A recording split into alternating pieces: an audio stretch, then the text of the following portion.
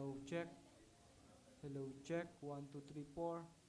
Hello, check. 1, 2, 3, 4. Check. 1, 2, 3, 4, 5, 6, 7, 8, 9, 10. Hello, check. 1, 2, 3, 4, 5, 6, 7, 8, 9, 10. Hello, check.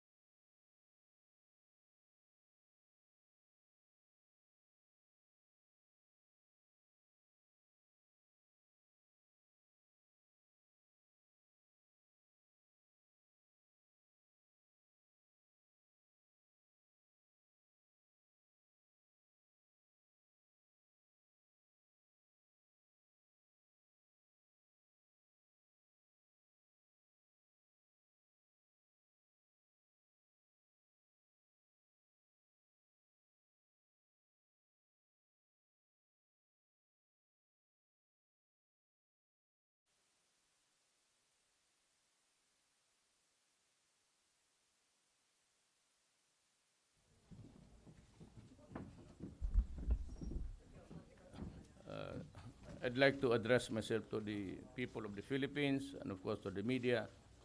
Sa lahat ng mga kababayan natin, katabi ko po yung ating heroine sa Olympics sa Brazil. And siya yung nanalo sa silver weightlifting. She got the silver for the long time na wala tayong medalya sa Pilipinas. So really, it came as a surprise. And I was also watching her. And I was really scared when she was struggling to pull the weights. At when she was able to do it, I was almost shouted that alam ko na we were fighting for this silver medal. So it is with great pride and to our honor, we share the honor with her. Na I'd like to present to you Hidilyn Diaz, isang Buanganya. Tumindig ka. Stand up. And if you'd like to ask questions, you can do it, and she would gladly answer your questions. Okay. By the way, she got a 5 million prize for winning, and I just added another 2 million, so she gets about a 3 million. Okay. Kaya kayong mga media, you strive to alam mo, para let's give her a chance to talk. You address the ating bayan, mga Pilipino na bumilib sa iyo. Nagpapasalamat po ako sa inyo, sa nagdasal, sumuporta at naniwala sa akin. Nung last August 7, na iwagayway ko ang bandila ng Pilipinas sa Olympics. Naipakita ko na kaya nating mga Pilipinong manalo sa Olympics. Well, in not so many words, yun talaga. If we just put in the discipline in any field with hindi naman some tools, but a little help from the national government in the budget, we'd be able to get some miracles and surprises along the way. We not as yet develop as in other countries where they have the facilities and almost they train, and some also in some countries they're paid to do that, just train. They have nothing to worry about where the next meal, or they have nothing to worry about where the next money might be for any need in the family. And these are the things that they go into the training, not a worry about anything else, but focus and focus on the training itself. So we would like to just say a few words about sports development. We would need facilities, and Butch has a very good plan. We'd put it up somewhere in Negros and Zamboanga, and maybe yung grassroots. Then we can get the talents from in other places, because historically it has always been Manila was the epicenter of all our athletes there. And hardly if any talent would get noticed from government, especially in the far-flung areas in the Philippines. The plan is good because it would attract as many people, and maybe give others a chance, also a break to participate in the training itself. The facilities would be put up, and we would encourage everybody, our young children, to train there for any discipline that you'd want to be trained for. So with this, if there are questions, we would like to tell you now that do it because I still have to eat. It's Okay. 10, wala siya, pati ako, wala pang kain. So, Okay. maybe 3 hours would be enough for everybody to ask the question. One question, one follow-up. First question from Ian Cruz of GMA 7.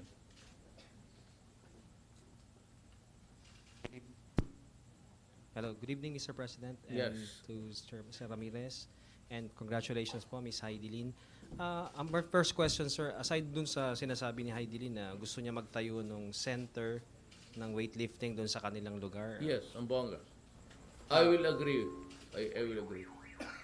Because I said, if we pour in all the facilities in the Greater Manila area, we would not be able to cultivate a good Filipino to train. There's a fire somewhere? No, it's okay. I'm just joking. Nga naman, di ako mabiro eh. So, yes, I would agree with her plans. Para yung iba naman na probinsya mapagbigyan ng attention and also to give focus to the sports. Maybe you'll be able to harness good athletes.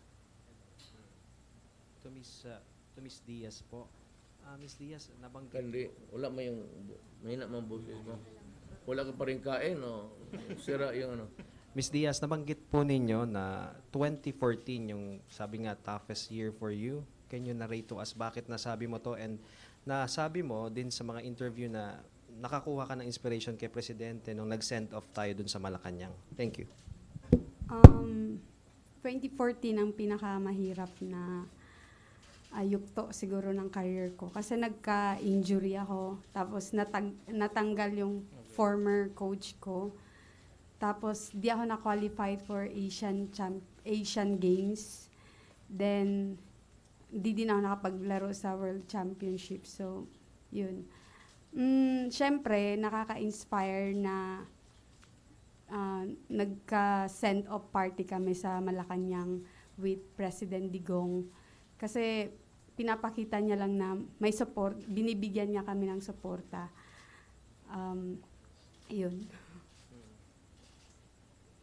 Well, maybe the inspiration was, nabi ko kasi sa kanila, ano ba nasabi ko?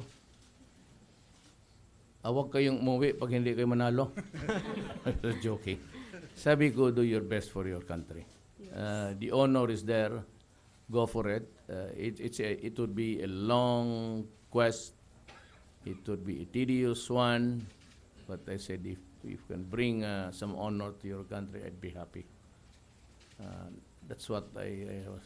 It was a short party, a short program actually. Thank you po. Okay. Next question from Ina Andulong of CNN. Oh, nabigla pa. Di siguro niya alam Good evening, sir. First, for Mr. The PSC Chairman, Mr. Ramirez, can you expound a little on the facility that you want to put up? What will it include? Billeting? As young as how old are we looking at to start training the athletes? And can you give us more specifics about it? And how soon do you want it built? I would look at it and anchor my discussion on the direction of the President that we are setting to a federal government. Mm-hmm. And because of this, the Philippine Sports Commission under the Office of the President will be crafting the first Institute of Sports, which is the missing link of Philippine sports. And out of this, it can create a genuine grassroots sports program where we are talking about putting archery in Dumaguete because that is where archery is strong, putting up training program in Zamboanga because weightlifting is strong, diving here in Panacan, in Davao, then others. So before Christmas, if we are able to put up a Philippine Sports Institute, we are preparing an executive order from the President. Out of that, when the 6 years of President Duterte is gone, we are able to put up a genuine grassroots sports program. That's number one on Duterte administration. Number two, strengthen the international training. Si Hidilyn is a product of a long journey.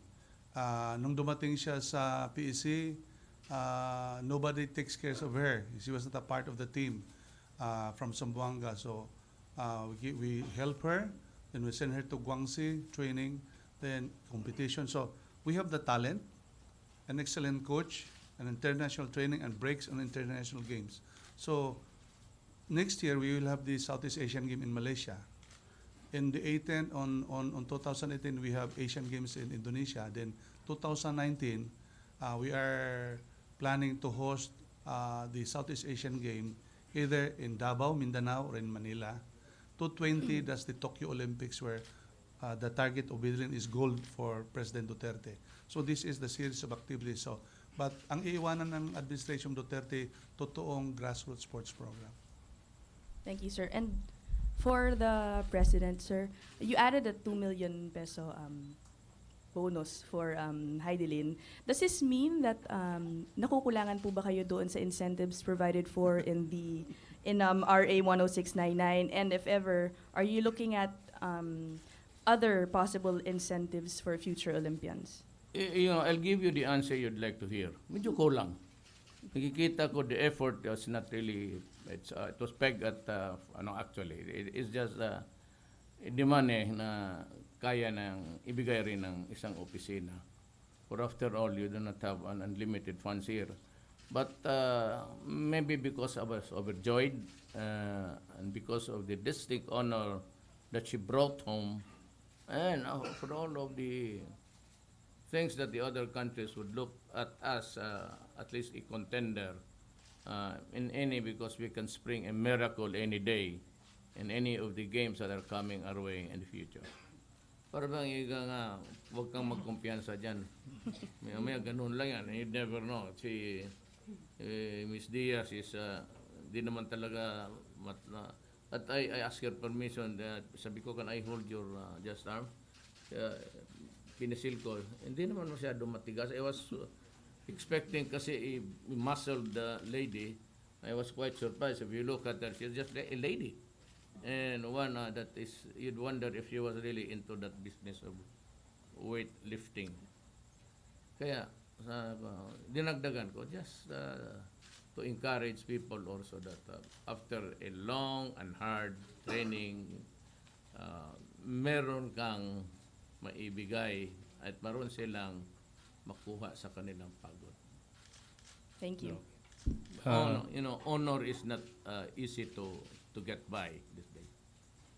Honor in sports, very hard. So many thousands competing, and you'd hardly can't believe that she's one of them. Okay. Eunice Monte of PTV4. Hi, sir. Good evening and congratulations, Ms. Hidilyn. Yung question ko po to Ms. Hidilyn, as an Air Force woman, second class, how do you think this will inspire other military men and women? So yung sunod lang sila. I mean, ikaw, gaano kahirap mag-training all these years? Inspire.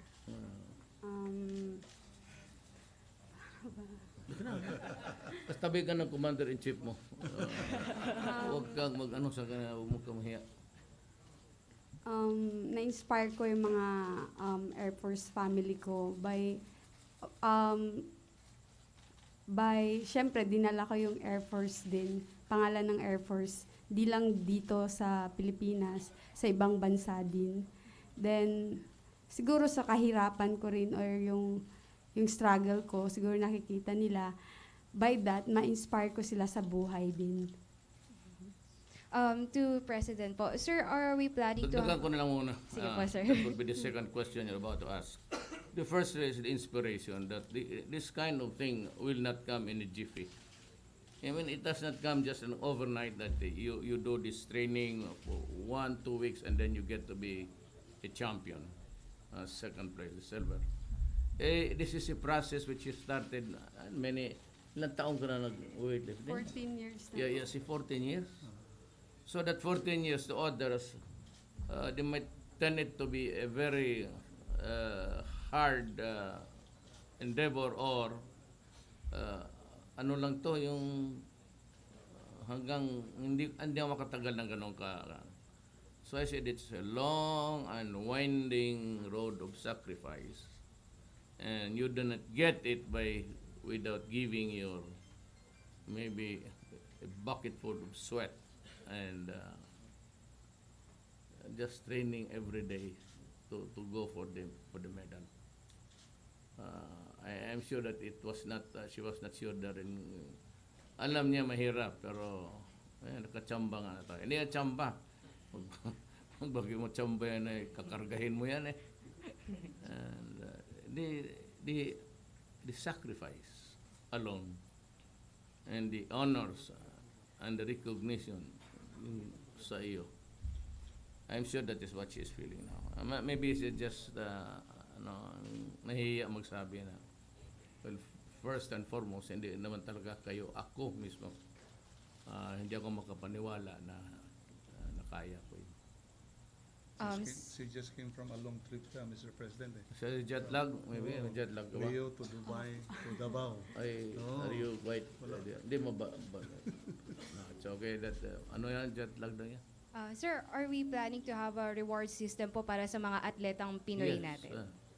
part of the incentive really, lalo na yung mga, pardon mo, do not be offended, I hope, hindi ako walang nasasaktan. Lalo na yung mga mahirap lang.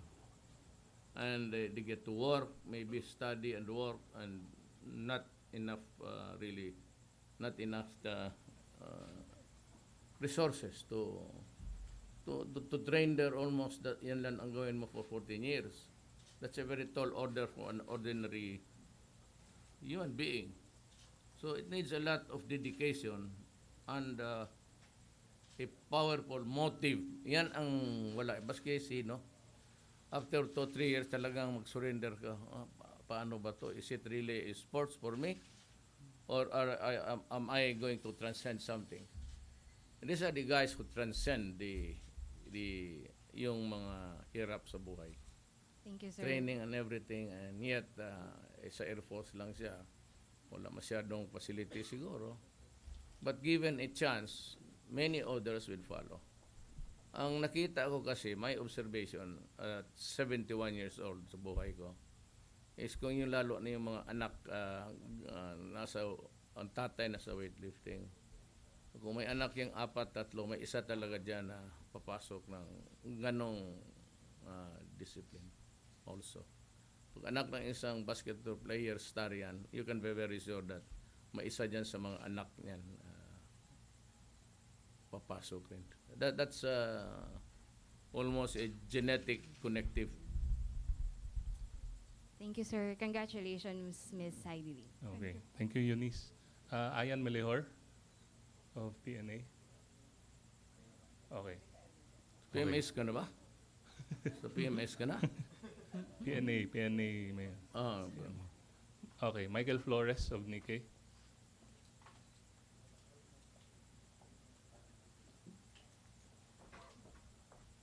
Do not do that. Sorry. Why do Good you have to bend? Really, I'm not. Okay. Thank you. Good evening, Mr. President. Congratulations, Ms. Hidilyn. Sir, I'd like Mikael Flores of Nikkei. Sir, I'd like to ask more on your meeting today with Foreign Minister Kishida of Japan. What did you discuss during the meeting, and what were the agreements that you have signed on top of what has already been announced in the past? No, it was just Thank a you. verbal dialogue actually, but most of the talks were centered on the continued good relations, the bilateral relations between Japan and the Philippines, and the mutual pledge that we will continue to enhance our relations with Japan, and that they are also ready to extend help in all fields of governance, maybe agriculture and But some other countries have the money already. But like China, for example, there are so many billions of Chinese.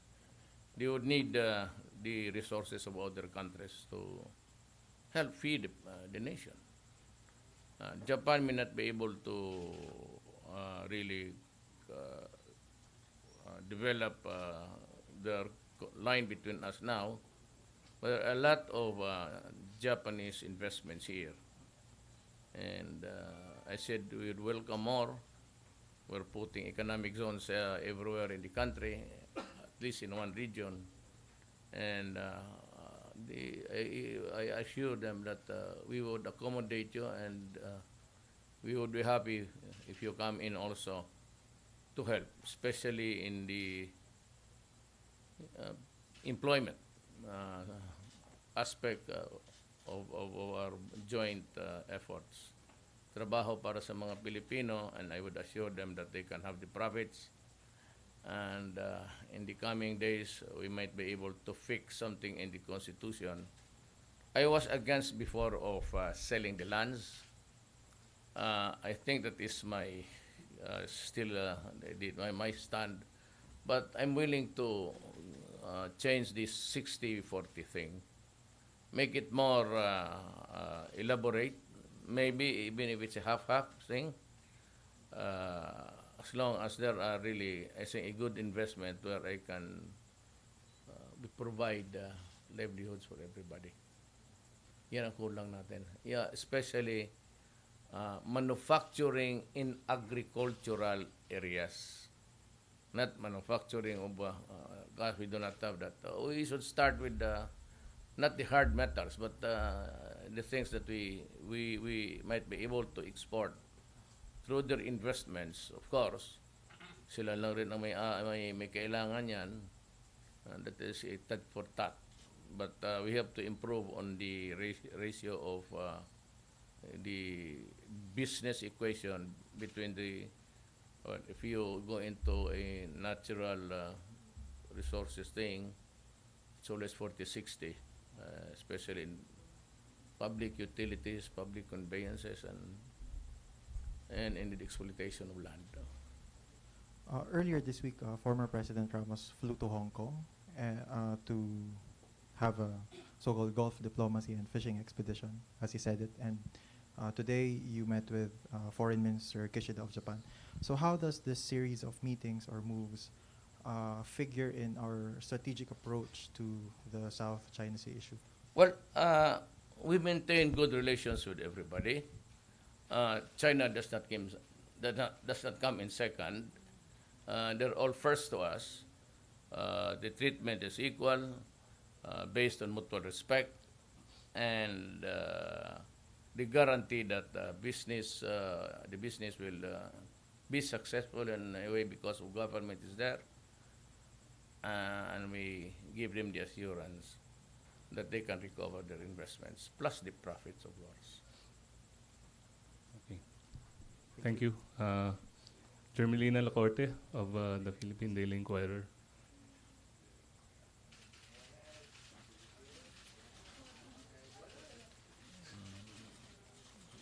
Let's give time to the spokesman of the left.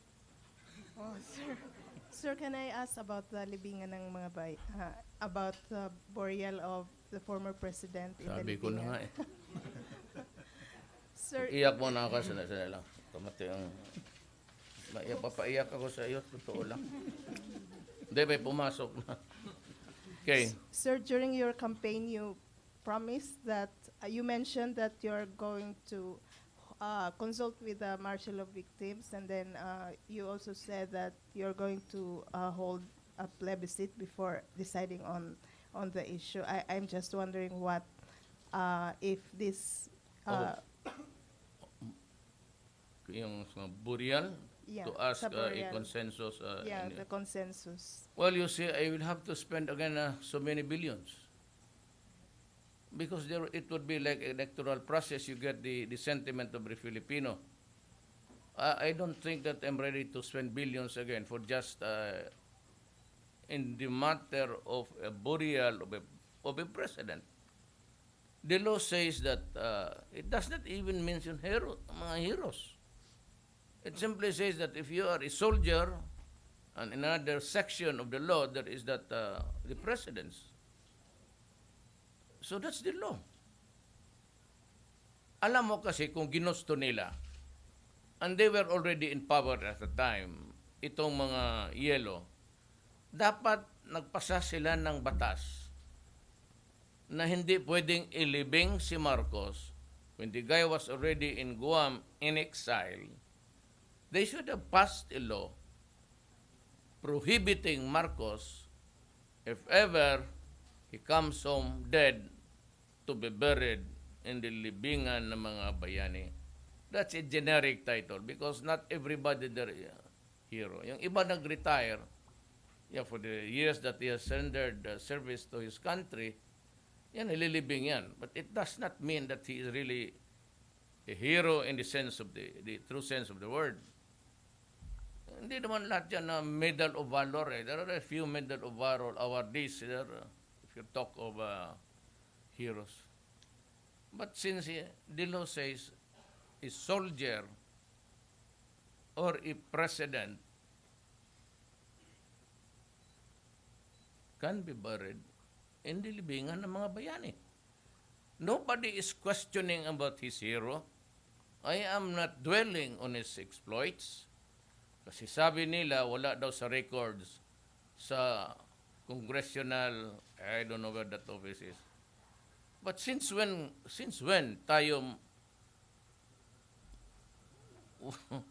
dependent on the records of another country to choose our who will be buried here? Eh sabi, wala bang doon sa record na nanalo siya ng mga medal ito? And so, why? Just because of that, your name does not appear in the United States? You mean to say that I will follow the United States and what the law says here? Ang sa United States, wala daw siyang recorded doon ng mga medalya.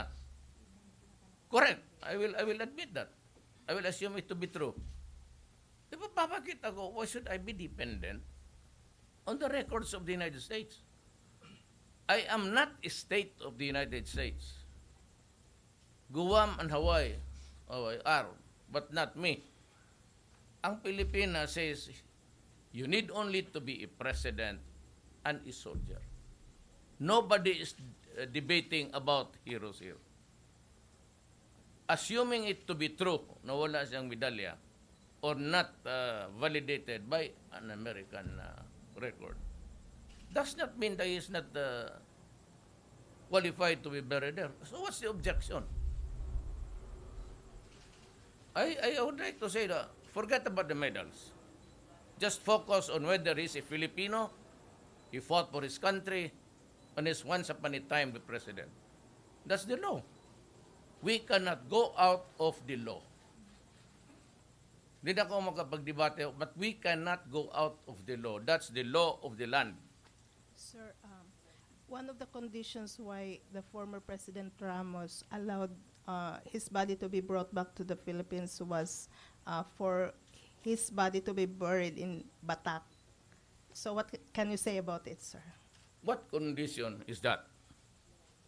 You cannot amend a law by just a condition given by one person.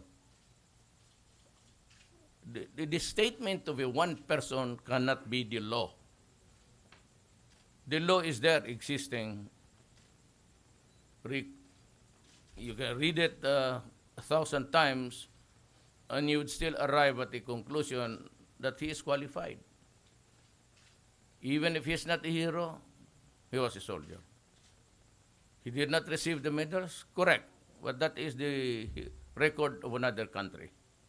Then why would I, in making a decision, refer to the records of another country? We have long ceased to be the vassal state of the United States. Tapos na yan. It's history.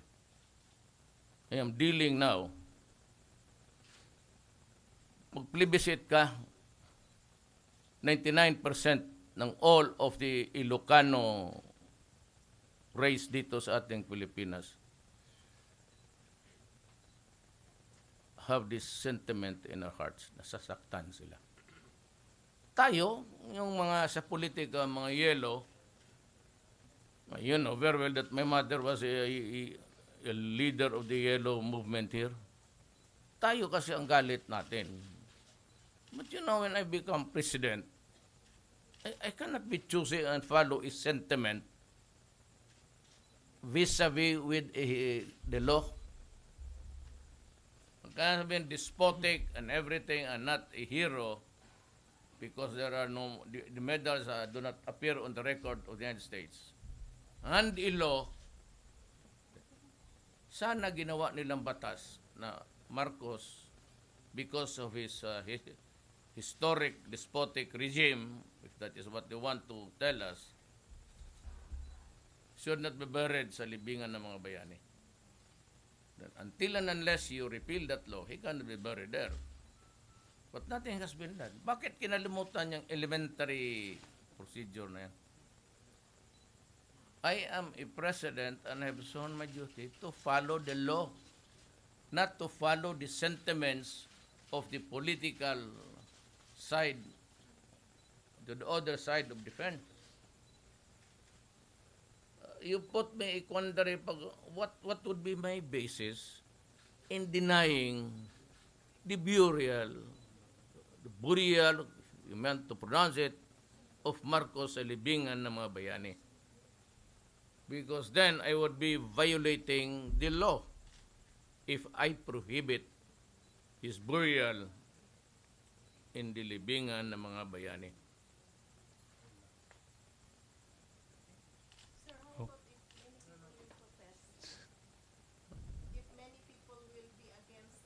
Yes, I said I have my order. I gave it to the spokesman. I said we would allow the protest with the minimum of police officers just manning traffic so that your right to protest will be co-equal of the right of the other people to use the other half of the road so that they can travel and move. And I said, walang military dyan, walang police na anti-riot. And para sa akin, wala na, there's no need to permit. I'll give them a month to, I'll give them half of the streets to protest for 1 month. 2 months if they like. And if they wanted 3 months, ibigay ko. Diyan sila. Walang police, walang, of course it will paralyze traffic somewhere. It can cause congestion. Then I'll put the issue to the people of Davao. No, sige, yan ang gusto nila. So I'll give them half of the streets. If they want to protest there for 1 month, 2 months, 3 months, go. I'm allowing it. As president of this country, I am allowing it. I'll give it even half a year. Magprotesta sila. Walang military, walang police magsita sa kanila. Okay. Thank you, Gal. Carla Lim of TV5.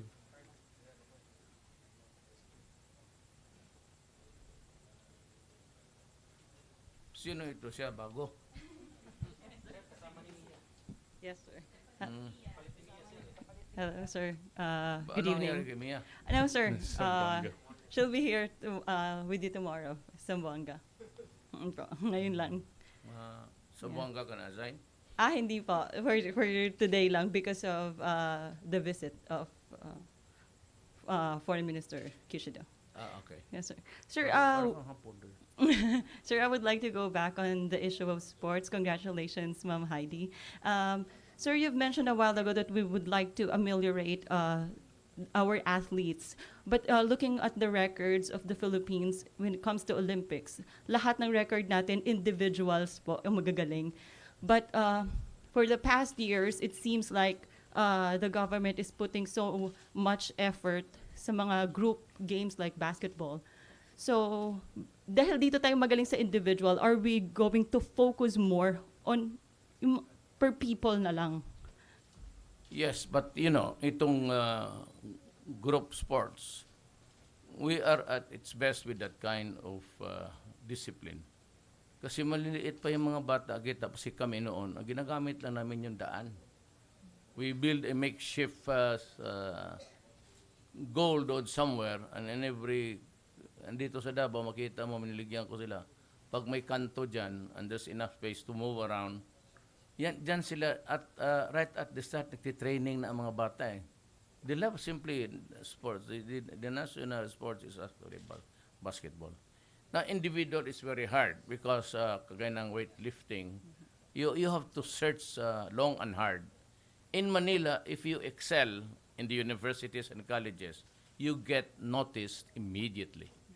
So, dyan ka na, kita itong bata na ito promising because she can jump at a distance. Well, itong mga sa probinsya, we sometimes have overlooked na hindi natin mga talents natin dyan because the recognition is focused only or most of the time focused dyan sa Manila. So, yan ang tama yan, we go one for Mindanao and then another one for Negros, Oriental, Occidental. Dumaguete is in Oriental and vegan. So, doon, ang focusing natin, no need to really stare at Manila because mismo ang eskwelahan nila will take notice of that. At kung rising star ka, you will have the attention maybe, and you get the attention, and somebody there would always invite you to enter this kind of discipline and train them. Doon sa probinsya, wala tayong not even focusing. Kung meron man yung mga athletic meets sa mga eskwelahan, pero it does not provide a good standard because hindi naman natin alam how they were trained and how hard was the rigorous training has been. And I said, makakita pa ba tayo ng iba? And also to equalize the opportunities of the Filipino athletes all over the country. Walang question sa Manila. No need to put up another facility there. The school itself, or some people there, somehow, would get notice of a talent when there is one. So, sir, this is going to be the job of the LGUs na? LGUs and the Philippine Sports Commission.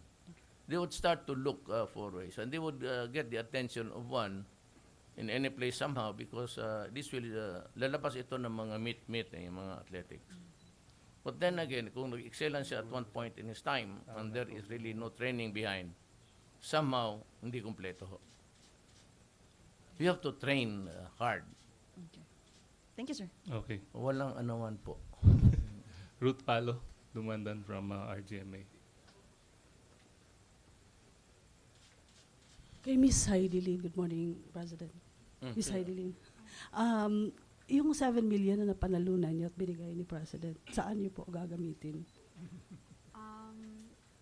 Plano kong bumili ng lupa sa site ng bahay namin. Tapos patayuan ko din ng weightlifting gym. Yun po. Yung iba, wala pa pong plano. Mukhang BIR ang tatanong dito sa atin. Can you move on to another question, please? Okay. Kay Sir Butch, sir, yung sa construction ng facilities para sa Negros at sa Zamboanga, may timeline tayo doon on how much budget? Alam mo, the mayor, the president, while he's very generous, he's also very frugal. So what we do now, we're limited income. There are many sports facilities of both government and private. Magmumuha lang kami doon. We'll buy all those materials, collaborate with local government, with DPWH, and put up the training center. So we can have a grassroots sports program. But what is very vital in this grassroots sports program, we will have an institute of sports where it is a source of coaches education, sports sciences, sports psychology, sports nutrition. Nawala tayo, naiiwanan na tayo. So, may tanong pa nga, ang problema doon ng Philippine sports pera, hindi lang, rich or poor country has a problem of money. But if you have a master plan, then from there, you focus on few sports because we have limited income. Then, go to the sports where the Filipino will excel. Weightlifting, boxing, archery, cycling and others, then there is a big chance of winning in the Olympics. But at any rate, the Constitution of the Philippines cited that it is the duty of the state to focus on the vibrant citizenship so that we can have healthy citizens. From there, we can have formation, discipline, character formation. Bonus na lang yan si Hidilyn. That's why, kung wala tayong grassroots sports program, bara-bara lang, wala talagang mangyayari. So, we will take advantage of the leadership of President Duterte that before magpasko, we can have that Institute of Sports. Naiiwanan tayo sa buong Asia eh. Wala tayong eskwela, wala. Kasi, look at our boxers. We were very good. Pero somehow, somewhere, nagkukulang yon. And ang prescription ng European sports science. So, we are getting Filipinos who excel in Hong Kong na galing Davao sa Pilipinas. Nakaproduce siya, Mr. President, ng gold sa Olympics sa Hong Kong. So, kukunin natin siya. Hindi kailangan foreigner eh. We have Filipinos have talent. I-pull natin yan sa Ultra, rehab the Rizal Memorial, and save those money that we save for Olympic training, international training, buy equipment to put up in the training center. We can have 14 training center all over the country, and we have people assigned there, collaborate with local government. Dadami yung talento, dadami yung Hidilyn Diaz. So I'm very confident on this because during our time when I was in Davao City, the president sent me to Australia. When I became chairman, I traveled many countries and went to the institute. So getting all these things, the Philippines will really put up that Institute of Sports. It's not about money, because if we have a good master plan, the private corporation will help us. And I can see that within these 4 years to 6 years, we'll be leaving a legacy in Philippine sports. Okay, lastly, Sir Butch, matagal na itong concern. Speaking of talents din pala, are you not going to, or do you have plans to tap itong mga lumad? Kasi mabilis na itong tumakbo. At saka itong mga badyaw. Ganito yan. Ang Philippine sports, hindi na, there are areas, we have sports for women, we have sports for indigenous, we have sports for children and others. But itong elite athletes are very, very important. So, out of these grassroots sports, if there are talent, yun ang i-scholar natin, focus natin. But the indigenous is more on unifying it. It's about human development. Sabi nila, magaling daw indigenous archery.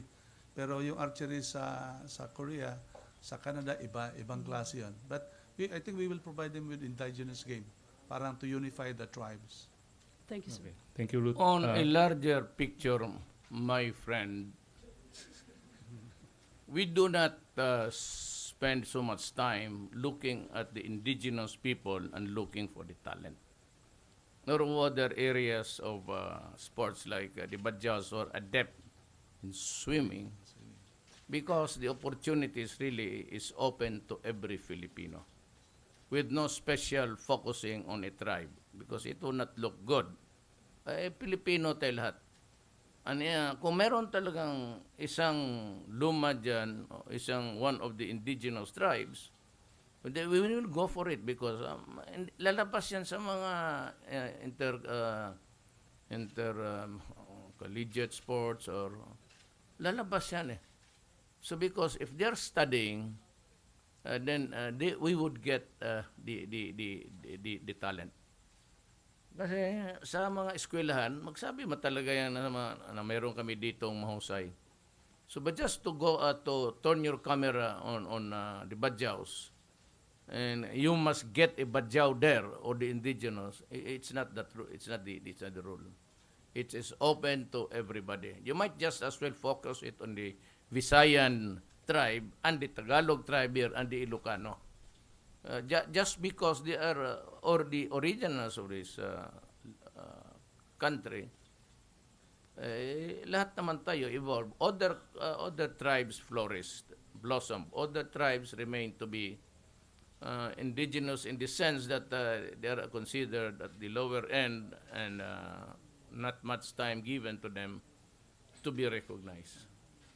Pero lahat yang may i-focus mo ng just because indigenous sila, they must be recognized on their own merit.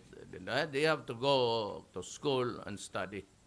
Mahirap na maghunting ka ng isang mahusay doon na They would be very good at in marathons, for example. They have the endurance. They climb mountains all day, and it seems as if it's just nothing fancy about walking the 10 kilometers up and down. So if you allow them to run on flat grounds with the proper training, they would be good.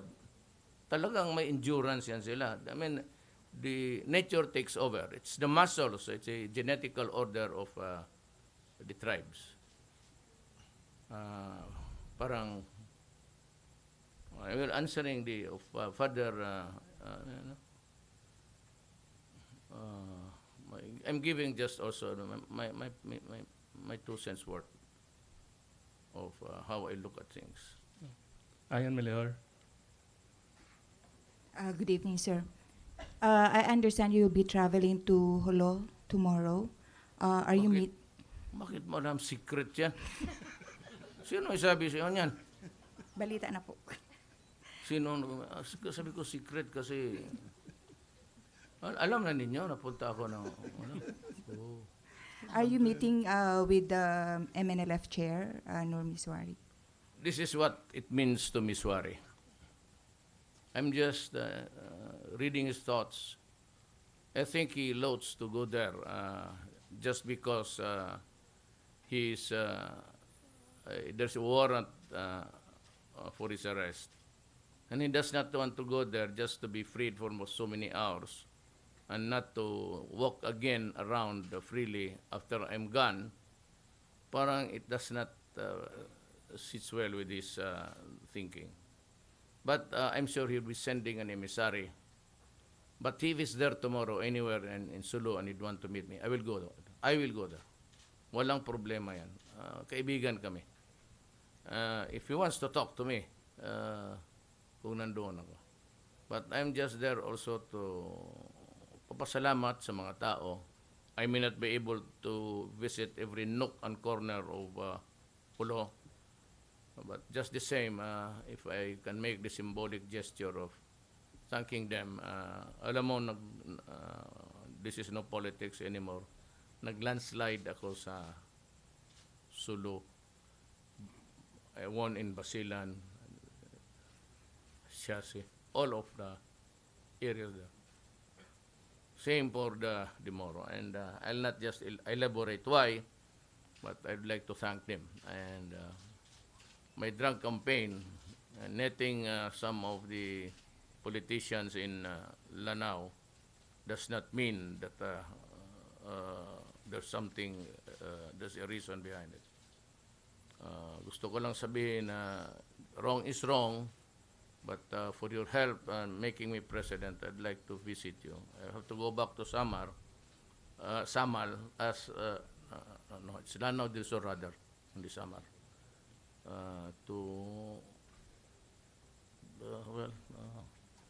Tignan ko kung anong nangyayari doon. So what's the prospect? Lanao del Sur, I mean. So what's the prospect of Miswari to participate in the tripartite review of the 1996 agreement? When I make the declaration, Miswari can go out and anywhere he wants to go. Fine with me. Thank you, sir. I have told everybody that there is a warrant of arrest for Miswari. Now, Miswari is getting old. I'm not saying that he is sick, but with this fragile condition of his age, he does not need to be pursued. And I do not want him detained under. It's better that he stays there. We know that he stays there. Wag na lang dito na kunin pa natin at ikulong natin. Because if something happens to Miswari, when he is under within his control, he's detained by us, by government, you can never have a talk again with the tausugs. Pag may nangyari dyan kay Miswari, detenado sa atin, malaking problema yan. As in malaki. So you lose the the chance, even if it's a small one, to have a peace talks with anybody there. Delikado yan. Uneven season. Kung yung may nangyari sa whatever, ma-atake or hindi natin kagawan, o wala naman tayong gawin, but there are these, what you would call the imponderables of life. You would never know. Like kung ordinaryong tao lang yung drug pusher dyan, you can whack him all night inside the prison. But for this kind of people who have the leadership of a good number of Filipinos, kagaya nitong they might not really be many in numbers, but still, they command respect because of what they believe in. It's a matter of principle yan.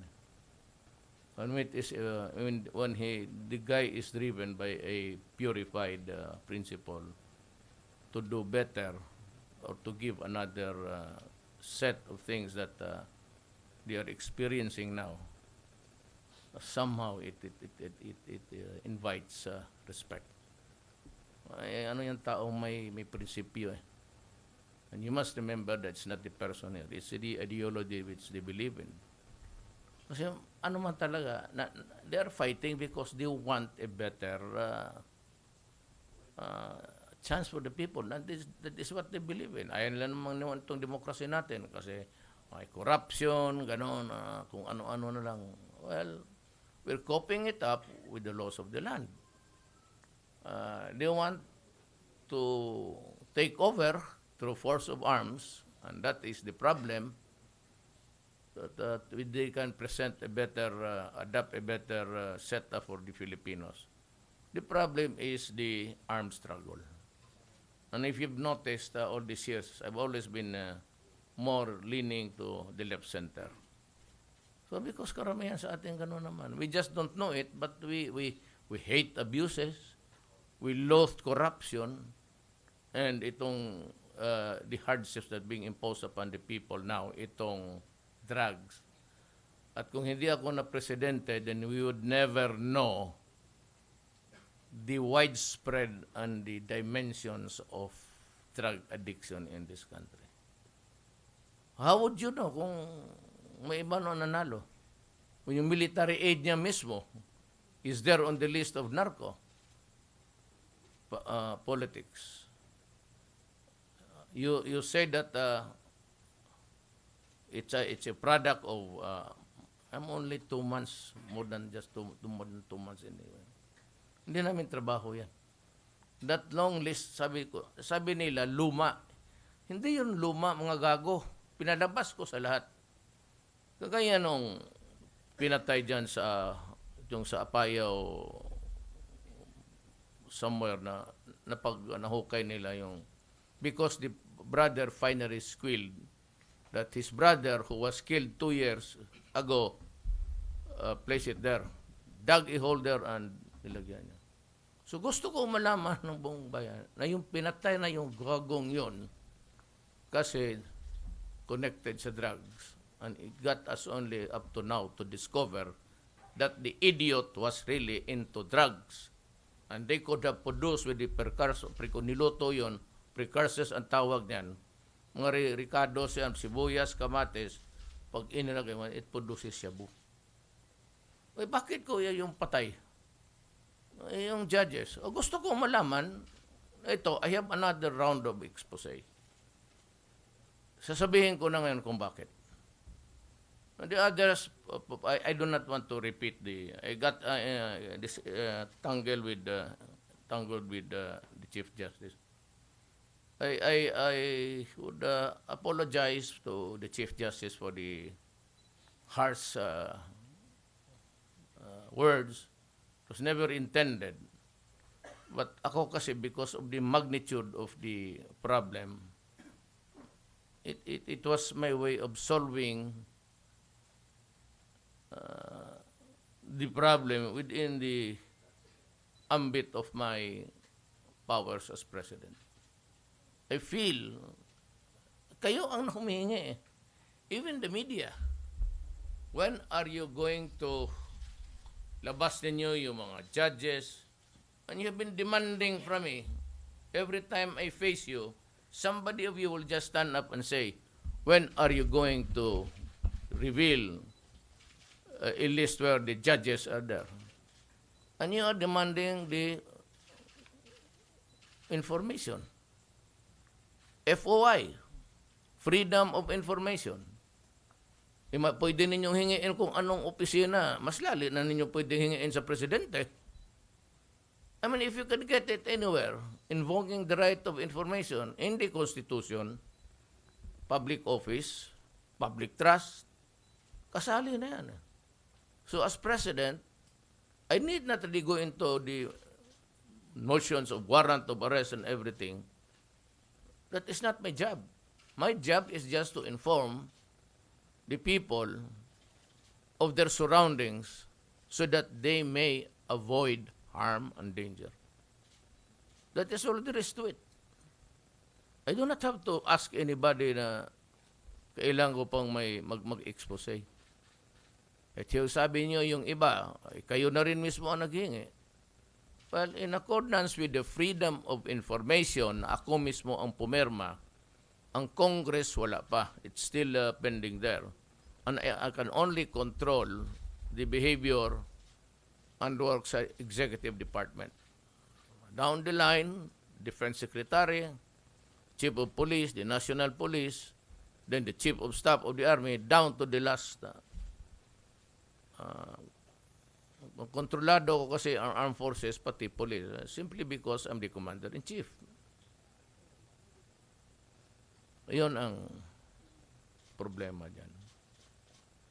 Sino ba na may gustong sirain yung tao? Is that the duty of a president to ruin people's reputation? Especially even the dead? Kalukuhan niya. Trabaho ko kasi yan. Kung ako nalagay sa presidency, pakialam kung sino, ubusin mong adik ang Pilipinas, for all I care. But I happen to be president and I have this sworn duty to, para malaman mo na yung katabi mo, adik, bantay ka dyan, kaya yung mga anak mo, kalaro-laro lang yan ng basketball, maya, nagbarkada na yan ng kapitbahay mo.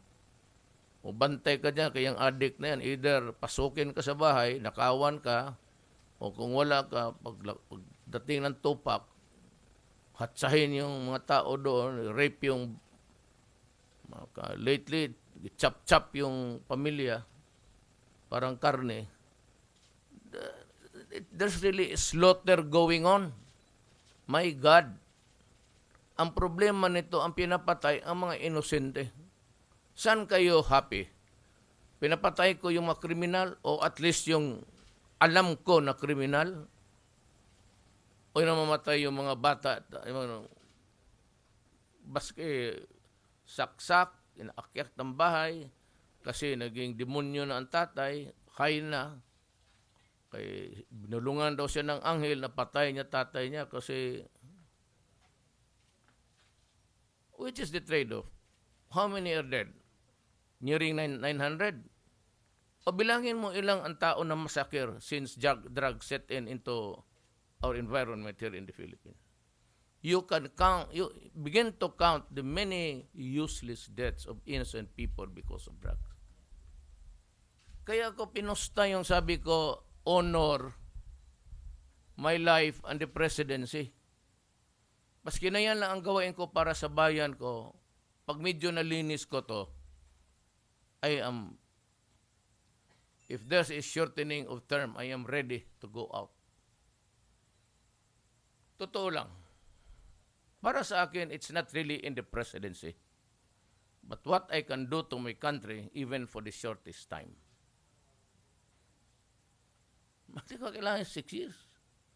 Sabi ko, go ahead, amend the Constitution, introduce the federal setup. And if it's there, it provides a presidency for which I will not be eligible also, I would not wait for an election. Mag-resign na ako. Giveaway. Thank you, sir. Even if it's just 2 years, fine. You do it in 3 years, okay ako. Walang problema. Thank you, sir. You have my word of honor. Sia Capistrano, then Edith Regalado after. Sir, good evening po. Sir, a group of surviving comfort women would like to have a dialogue with you if they would get the chance. Magkakaroon po ba or maaasahan po ba ang isang dialogue with the President Duterte and the group of Dialogue is very easy. Anybody is welcome there in Malacanang. Okay. It's open to all people who would want to go there. Okay po. Pwede pong malaman na President kung ano po ang stand ninyo dito sa issue ng comfort women po. Well, it is not it's not really my stand. It's not important to me. It's important of how we can correct the wrongdoing. Okay. My stand is I might join them in shouting. I might join in getting even violent. But for the other side, I cannot give you my opinion on this because if I go there, sabihin ng kabila, you come here not really to negotiate or to have a dialogue because you have this mindset. Mahirap yan. You can get an outright rebuke there. Kung sabihin lang, pwede ba natin ito pag-usapan? Sabihin, bakit? Ano bang problema?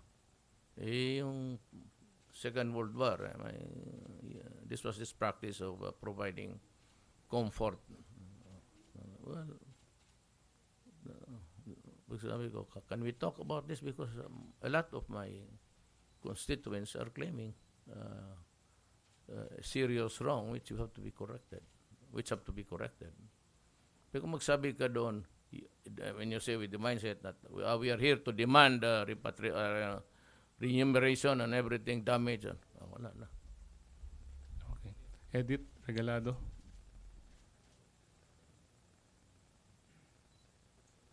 Why are you looking at me? Sir, good evening po, sir. First, on the question on sports, si Onyok Velasco has been claiming yung 2.5 million niya, hindi pa siya nababayaran, all those things. What government can do about it? Or, I don't know, but it has passed through many administration. And the second question is, okay, we have gone this far in your fight against drug addiction. Okay, andito na yung purging and everything. But can we look at it in a longer term? What if you would not be around already? Ganon, mga ganon na kasi it would give rise to new groups, to new personalities and everything. So, anong measures na gagawin mo to make sure that these things won't happen? I have to destroy the apparatus. Time and again, I've told you that the operation sa Cebu is no longer being orchestrated in the Philippines. They have gone back to somewhere and they direct the traffic from the foreign country where they have this digital map. At any time, real time, makafocus sila dito sa Panacan where we are talking now. And they are listening to us now. You can be very sure of that. Very sure. I'm very, very sure of that. Na ngayon, ang ginamit lang dito yung mga lieutenants, yung mga kapo lang nila dito sa local. And the next level is garbage. Yung mga police na they're helping, either they're selling, protecting the PNP, some but not all. They have become the verdugo of the drug trade industry in the Philippines. So, I have to destroy even the slightest. Kasi for as long as may naiwan dyan, mayaman man o mahirap, magkapagbili mo ng baong o hindi, kabaong, hindi. Lungon yan sa amin eh. Better learn Bisayan. Kabaong man hindi. The problem would still persist and they have destroyed so many hundreds of thousands of lives. Had I known na I would be facing this kind of horrible problem, magdadalawang isip ako. Because ito you cannot destroy by just, in my 23 years of my mayorship, wala akong nakonbinsi dito na patapik-tapik lang. Adre, magbago ka na. Eventually, patay yan kasi talagang they go on whether wala akong choice.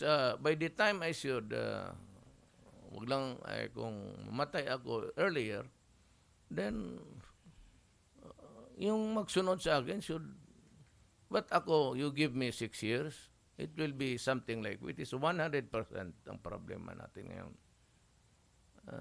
I would leave you something about 10 to 5%.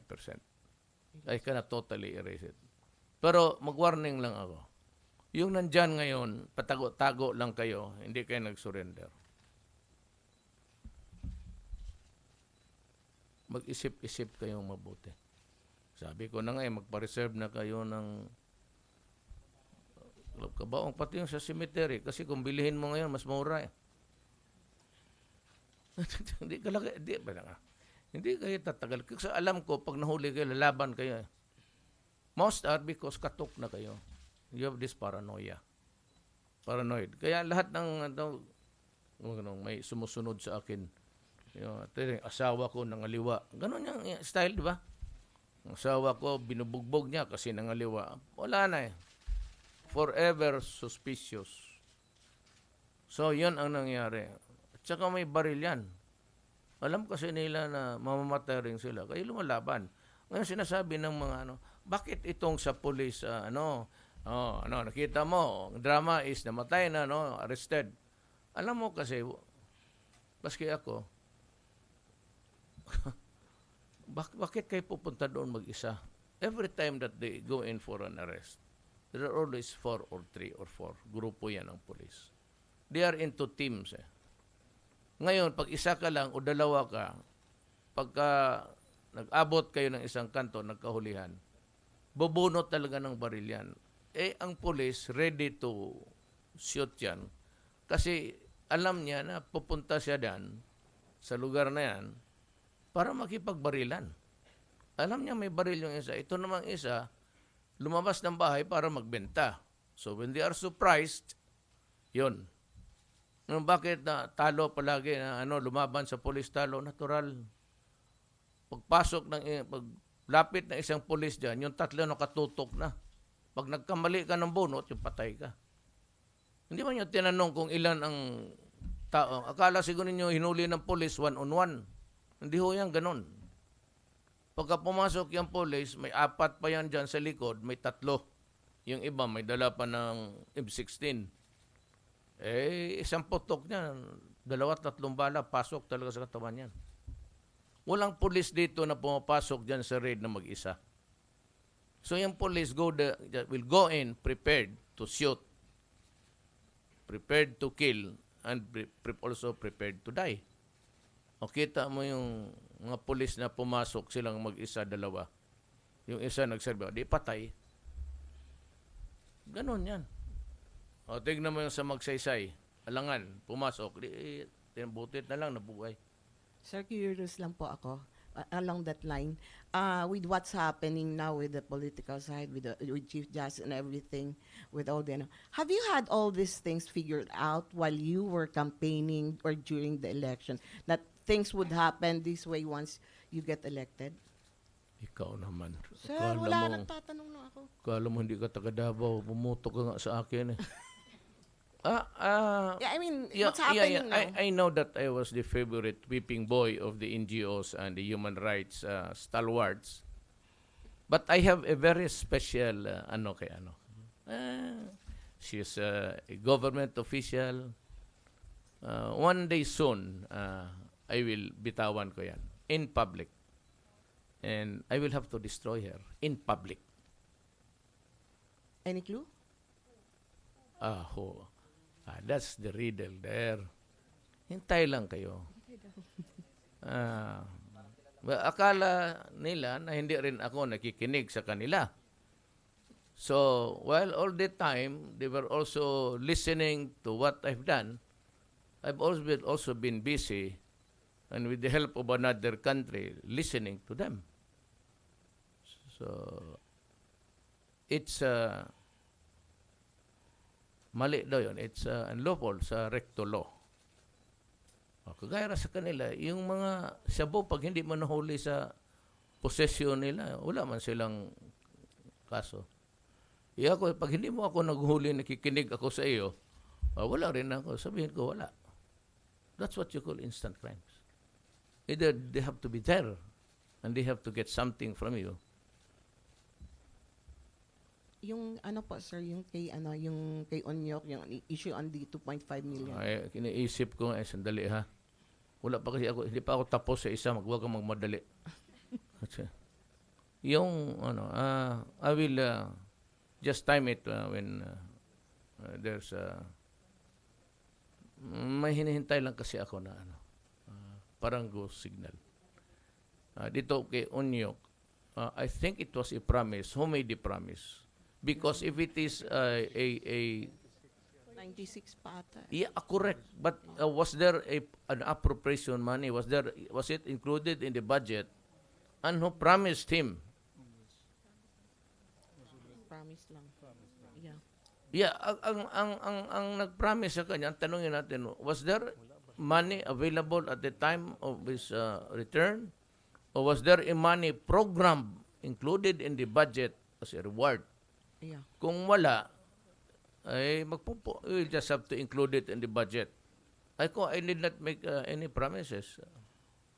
Kasi yung pagpanalo niya, I was not around then sa Malacanang even. Mag-promise ka nga, yung may budget na ang pera. Kasi kami, hindi kami makahawak ng pera na hindi namin gastusin. Or gastusin namin for on some other purpose. That would be malversation of public documents or technical malversation. Robbing Peter to pay Paul, ika nga. Here is one item dedicated for this budget, for this item, for this purpose. Then you use the money for another project, which is not programmed there under the law. And that would you would be called robbing Peter to pay Paul. It's an idiomatic expression, by the way. Thank you, Edith. Okay ka ba for another question? Sus, Mario Joseph. I have prepared for this. Kasi may si Pearl. Sabi ko sa kanila, breakfast na lang tayo. Hindi pa kumain itong... Last question, I think, from Pearl Gaonera of Manila Standard.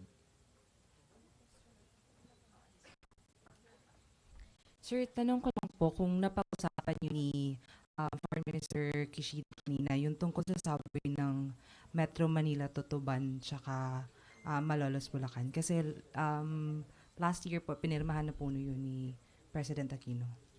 Yes, I don't know what is holding up the start.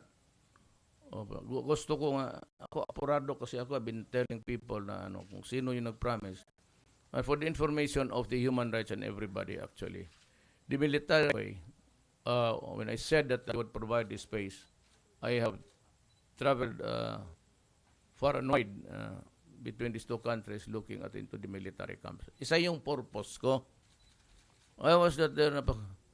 Yung purpose ko, tinitignan ko kung saan ang pinovide nila. So every camp here, every military camp all over the country, had already sliced a certain portion of their military camps for the rehabilitation. Hinihintay ko lang yung prefab model, prefabricated na model para lagyan ng mga drug.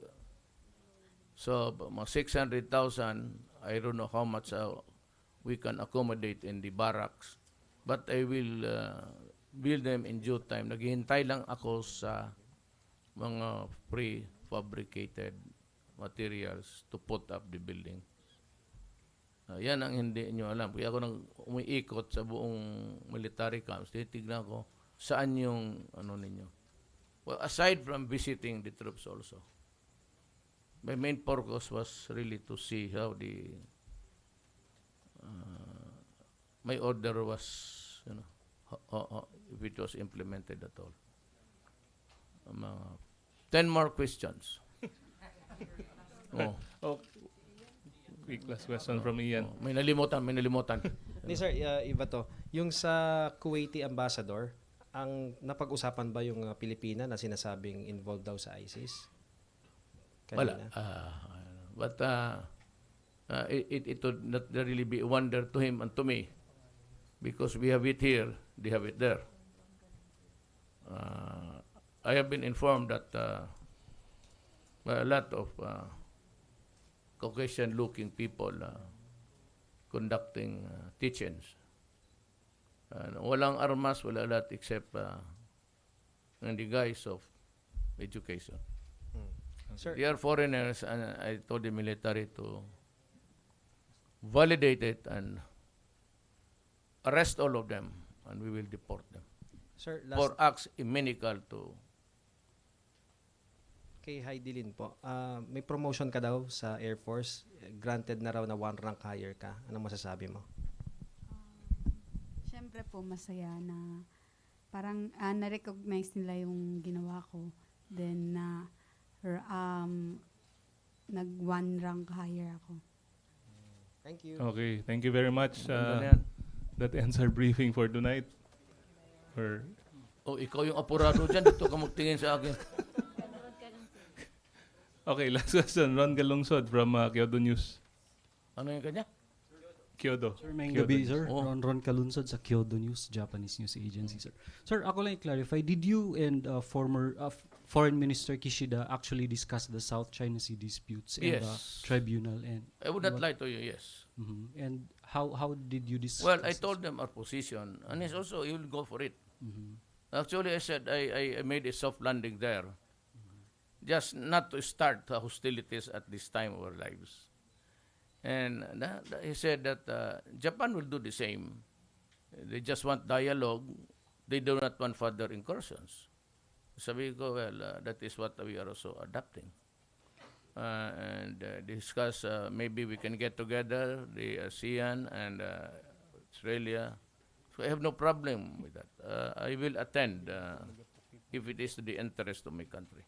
Did Mr. Kishida convey an invitation for you, sir, to go to visit Yes. Japan? I have the standing that has been extended to me right at the start of my administration when they visited me in Davao City. They extended the invitation for me to visit Japan.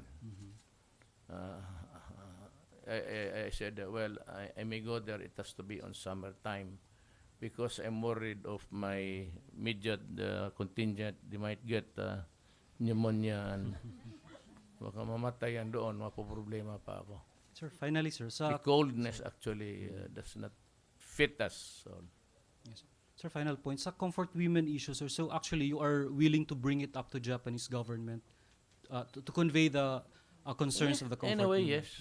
If I go there, or if I can get to talk to them again, I would just talk about comfort women and what we intend to do. But I cannot go there with the mindset because if I do that, my language will be different. Okay. I demand that I have to present the problem, point out the victims, and we start to talk. Depende ko kasi the most important thing there, in any language, in any, is yung mindset mo. Ano ka ba? Kasi kung if you go in raging mad, wala. Sira. Okay. Dagan kayong salamat. Ina, why are you? Why have you been missing? Yeah. Kailan magbalik pa yun si Mia? I'm not trying to, sabi ko lang kasi wala eh. Actually, I've missed her in so many.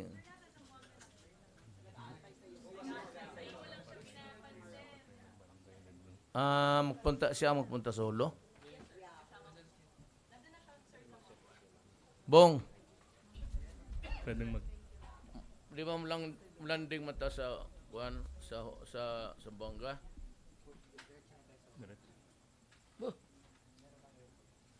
Ang aeroplano? Hindi tayo daan sa Bangga. Kasi si Mia Paano na lang siya? But she's traveling to... wow. Oh, silang dalawa ni ano. Good. We leave Doris behind. Di awag sabi, bibiro lagi. Kasi kung magdaan ako ng Sambuanga, bakantihan ko ng dalawa yung upuan sa aeroplano para ikarga ko rin sa helicopter. Yung pala, magdiretso na kami sa Kulo. Well, wish me luck. I just would like to tell to everybody and to the Tausug Nation that we need to talk. We need to have peace for our children. Wala na tayo. Tayo wala na. Addicted na. Kasali na yan sa mga victims. But the next generation must be saved. And that is why do not do anything that will endanger the second generation. Huwag mong gawin yan kasi talagang hindi kita papalusutin. Kung mag-isip kayo ng ibang, better forget it. Magtiis na lang kayo ng walang shabu. Because hindi ko kayo palulusutin if you destroy the second. Yung mga mayor na, pati senador, pati presidente, di addict na. Loko na. And they would have their hands full of solving what is there to solve. Hindi siya nagtanong, si nakablo. Hindi ka nakatanong, ma'am.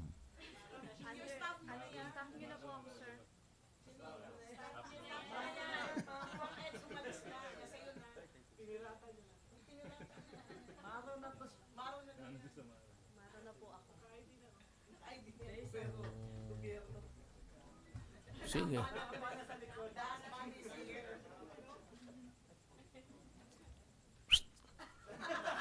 So, may sinabihan rin ako niyan. When was it? Ginanong ko rin. Kasi, if I want to call you,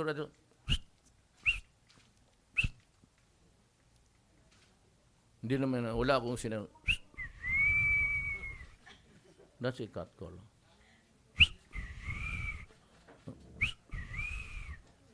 Ang favorito,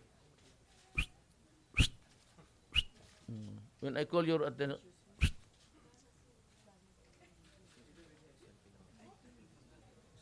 yeah.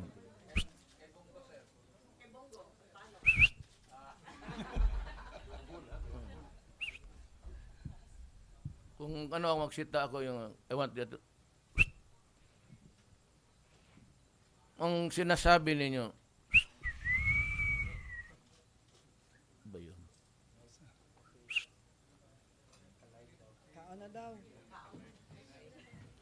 Totoo, yun ba? Ano? Tuturo ka pa na. Yun ba talaga ginawa ni mo na? Kung